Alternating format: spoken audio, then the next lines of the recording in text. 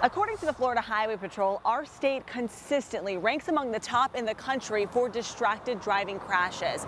Unfortunately, many of those involve teens or young drivers, but there's a new push underway to help keep everyone safe on the roads. Let me bring you up to speed on efforts to make that happen, not only right here in Tampa Bay, but across the country.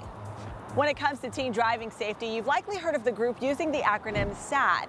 It stands for Students Against Destructive Decisions, and that includes distracted driving.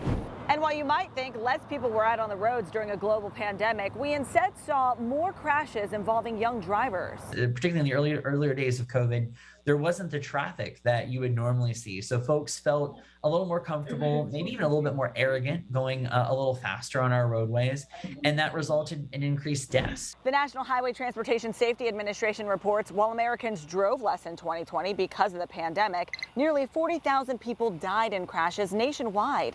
It's the highest number of deaths reported since 2007. Every single one of those numbers is a mom, a dad, a brother, a sister, a neighbor, a colleague. In a world of public health, car crashes are a symptom of public health, but they're totally preventable.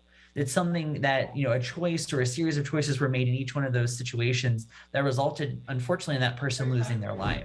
FHP reports nearly 50,000 distracted driving crashes in 2020 in Florida, with more than 300 of those deadly. It's why SADD has education resources for parents and students called the Passport to Safe Driving. And there's the FHP safety campaign called Put It Down, encouraging all drivers, particularly teens, to pledge to avoid distracted driving. The goal? To save lives and to make your drive a little bit safer.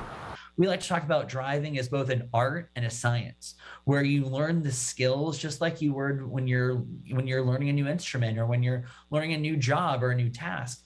But it's a job or a task that will absolutely be something that particularly that teens use for the rest of their lives. So establishing good habits of being really focused on that art of driving is really important.